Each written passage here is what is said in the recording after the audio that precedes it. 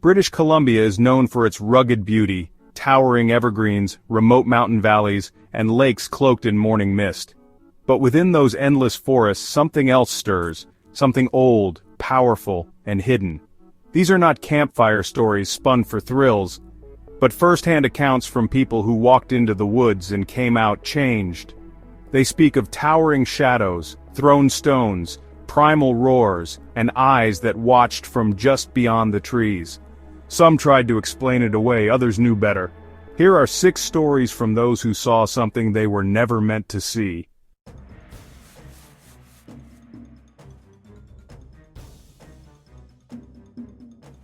Submitted by witness on Monday, September 29, 1997, year 1983, season summer, province British Columbia, country Canada, location details Sunshine Coast near Gibsons.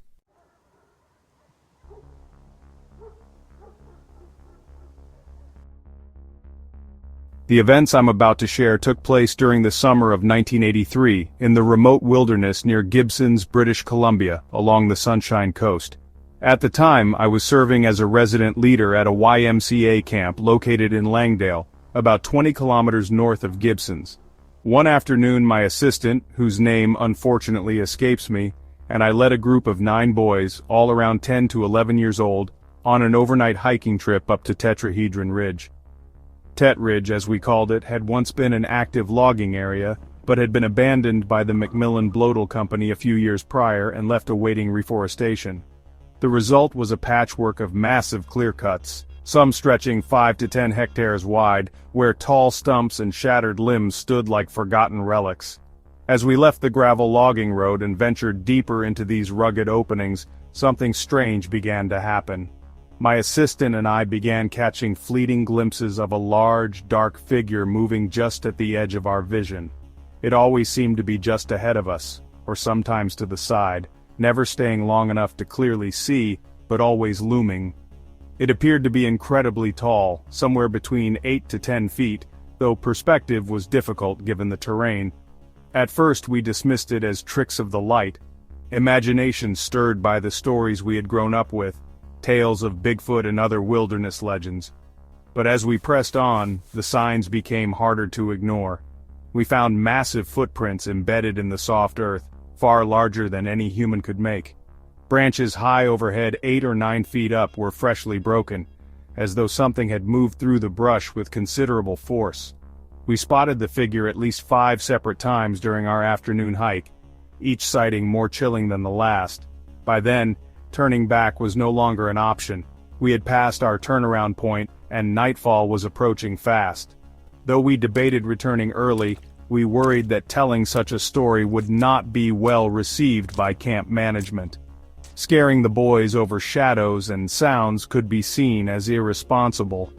So, we made camp near the summit of Tet Ridge, planning to finish the ascent in the morning. The evening passed quietly enough. We ate dinner, shared songs around a roaring fire, and even enjoyed a few laughs. The only moments of unease came when someone had to use the makeshift latrine we'd built away from the fire's comforting glow. After the boys settled into their tents, my assistant and I cleaned up, tied the food in a tree, and began preparing for bed ourselves. That's when we heard it. A deep, bone-rattling roar echoed through the mountain valleys, so loud and powerful it seemed to shake the very air around us. Then another, and another. We counted between 5 to 10 such roars, each one utterly unlike anything I've heard before or since. The sound wasn't just loud, it was effortless, as though it came from something enormous and primal, something that belonged to the wilderness in a way we never could. The boys were terrified, though we did our best to calm them. Neither of us slept in the tent that night. Instead, we sat back to back by the dimming fire, listening, waiting, and quietly debating whether we should risk the treacherous hike back down in the dark. At one point, we were almost certain we heard something moving in the brush about 200 meters below us, but it never came closer. Eventually, the roars stopped, and an eerie stillness settled over the ridge. Morning couldn't come fast enough. We broke camp at first light, finished the hike, and began the long walk back.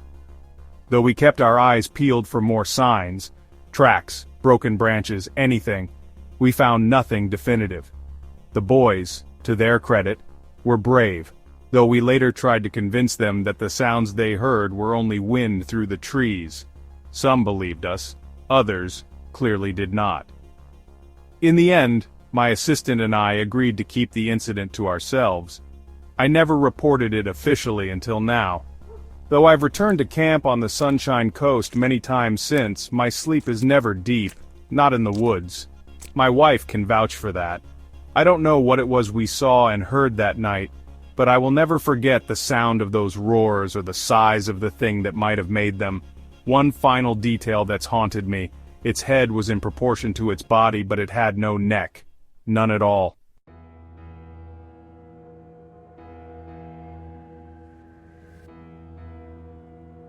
Submitted by witness on Thursday, April 27, 2006, year 1980, season winter, month December, date 23rd or 24th, province British Columbia, country Canada, location details, roughly halfway between Trail and Castlegar, an old logging road leading to the abandoned Hadikins Mill, continuing northwest toward Nancy Green Lake near Rossland, nearest town Rossland, nearest road Crousness 3.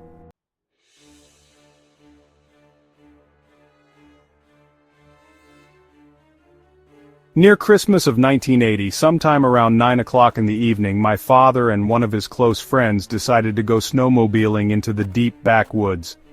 My uncle was visiting from Calgary for the holidays, and I asked if he and I could join them using my smaller snowmobile. They agreed, and we all headed toward Hadikins Mill Road, with the goal of reaching Nancy Green Lake, deep in the snowy wilderness. The snowfall had become heavy by the time we reached the trail. My father and his friend took the lead, working hard to break a trail through what must have been 40 miles of thick, untouched snow. They were having trouble pushing forward, so we decided to turn back. My dad mentioned he and his friend were going to race to the truck while my uncle and I just took our time heading back at an easy pace. We had gone maybe 4 miles when my uncle asked if he could drive the snowmobile. I hopped off and we switched places. He barely made it around the first bend before he lost control and drove straight into an old burn pile on the left side of the trail, wedging the machine in deep snow. We started stomping down a path in front of the snowmobile trying to free it, when something strange happened. A powerful stench filled the air, an overwhelming reek like rotting meat. My uncle suddenly panicked, screaming and crying, convinced we were being stalked by a bear, but I'd been hunting since I was 5 and I knew full well that bears should have been hibernating that time of year. Still, the smell had me rattled too. There was something primal about it, something wrong. Just as I managed to wriggle the snowmobile back onto the trail, I saw something move behind the burn pile. At first I thought it was an old trapper, a hunched figure bundled in a heavy fur coat sprinting across the trail and disappearing into the bush beyond. As it passed, it shook snow from the trees in a way that suggested immense size and weight. My uncle leapt back onto the snowmobile. I drove ahead about 30 yards, following the direction the figure had run. There, clear as day, in the middle of the trail, was a single enormous bare footprint, human-shaped but far too large. I scanned the woods and saw the trail of steps continuing through at least 4 feet of powder, clean and deliberate, without the dragging that a smaller person would leave. Roughly 10 miles down the trail, we met my dad riding back to check on us. He took one look at our faces and knew something had happened. I tried to explain it the best I could, that there was some poor old trapper up the trail, barefoot in the snow. He looked concerned. I told him exactly where it happened and made it very clear I wasn't going back there. He and his friend continued on while I rode the snowmobile back to the truck alone. When my father returned later, he told me plainly what he thought I had seen. Not a trapper in a fur coat, but a Sasquatch.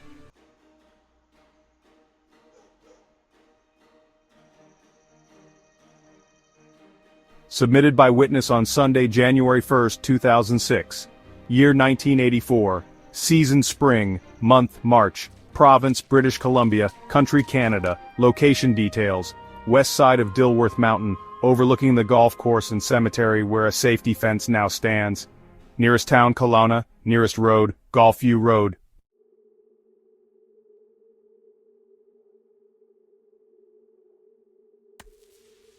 It was sometime in March of 1984 or 1985. I had taken my dog out for one of our usual long hikes into the hills around Kelowna. She was a high-energy Doberman, and these outings were the best way to wear her out. At the time, Dilworth Mountain hadn't yet been overtaken by housing developments. It was mostly open land, rugged trails, and pockets of pine forest. That day, the snow was still on the ground, though patchy and wet from a stretch of mild weather and the occasional rainfall. It was a gray afternoon nearing 5 o'clock, with twilight already starting to creep in. As we made our way back along the outer ridge of the mountain, we paused for a moment to take in the view of the town below. That's when I saw them, footprints in the snow. At first I chuckled, assuming it was some local kids having a laugh, maybe using plywood cutouts to make fake Bigfoot tracks, but the closer I looked, the less funny it became. These weren't flat or uniform like you'd expect from a prank. You could actually see the shape and depth of the foot that had left them. I placed my size 10 hiking boot next to one of the prints and immediately felt a cold rush of unease. The track dwarfed my boot in both length and width. Even stranger, there were 2 sets of prints, one large and another noticeably smaller. If this was a hoax, why bother making a smaller version too? It didn't make sense. Then my dog picked up the scent. She dropped her nose to the snow, sniffed along the tracks with growing intensity, and bolted toward the trees in pursuit. She only ever reacted that way to wildlife, usually deer but never to human scents or boot tracks. Her sudden, instinctive chase made something shift in me. The forest, the snow, the prints, it all felt suddenly different, too real. I called her back immediately, my voice cutting through the stillness. She returned reluctantly, glancing back into the trees as if something were still watching us. I decided right then that it was time to go. The next day I returned with a camera, hoping to find the tracks again and get some photos. But the snow had changed overnight, rain had melted much of it away, and I couldn't find the exact spot again. No prints, no signs, just fading patches of slush and forest silence. What struck me most about the entire experience was how close we were to town. The prints were found right on the edge of the ridge, just above the cemetery and golf course. Not deep in the wilderness, just minutes from the heart of Kelowna.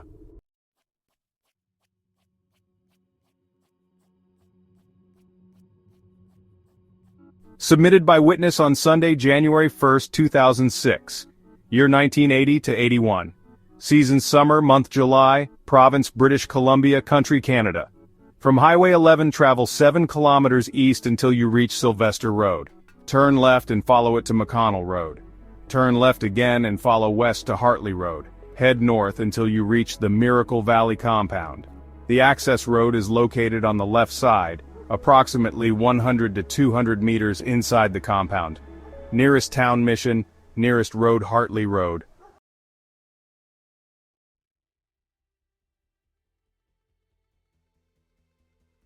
I am now a 41-year-old high school teacher with a long-standing interest in cryptozoology, especially the lore and legends surrounding Sasquatch and related phenomena.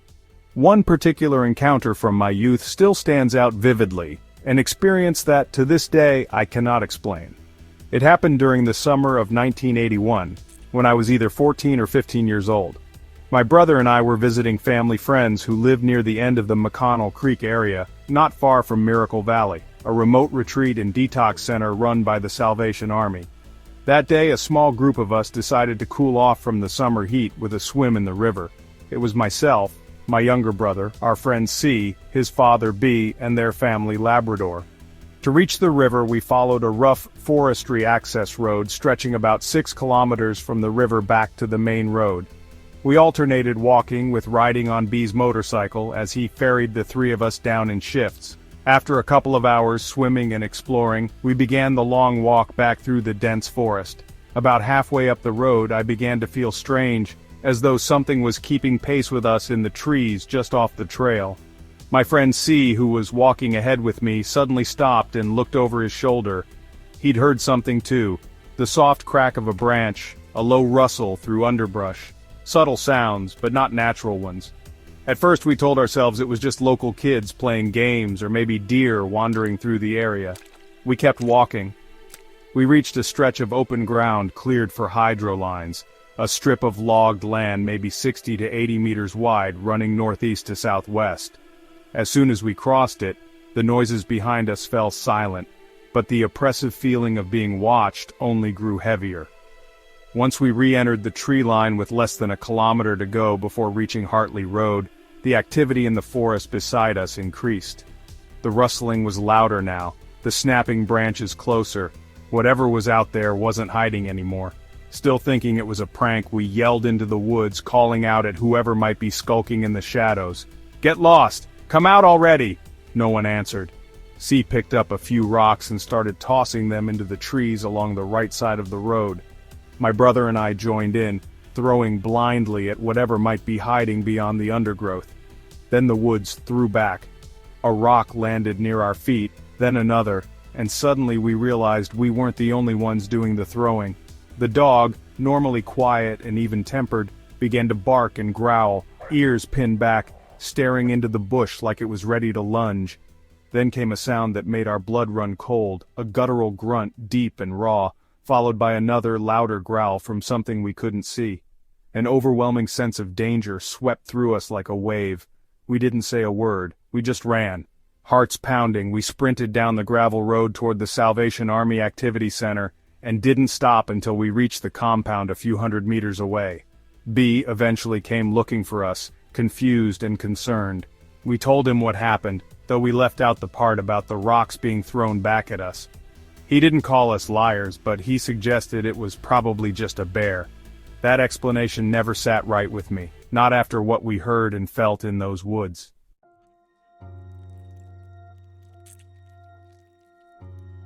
Submitted by witness on Monday, April 1st, 1996. Season fall, month November, province British Columbia, country Canada, location details, approximately 35 miles north of Nelson and about 4 miles south of Ainsworth Hot Springs, nearest town Ainsworth Hot Springs.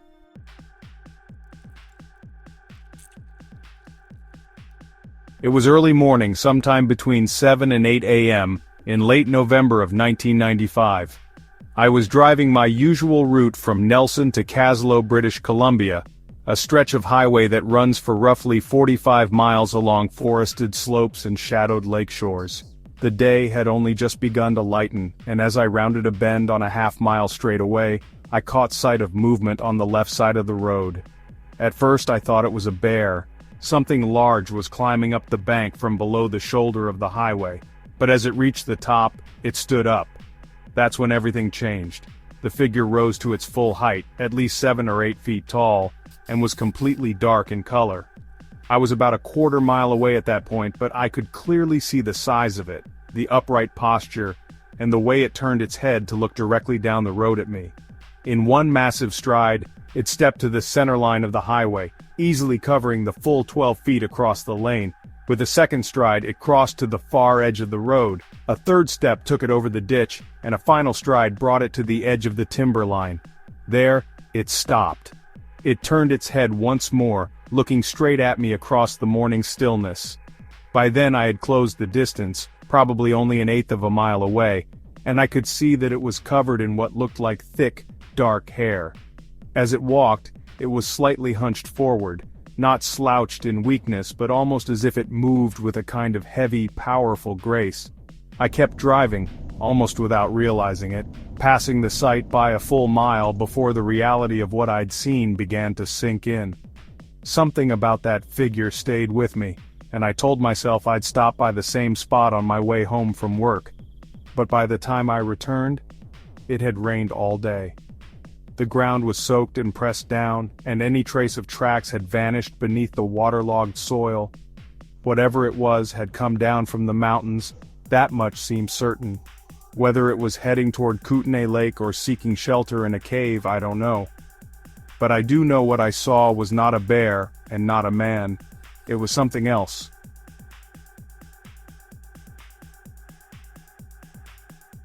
If you like these stories, please like and subscribe. I would love to hear about any experiences or stories you may have about Bigfoot. Until next time, stay alert.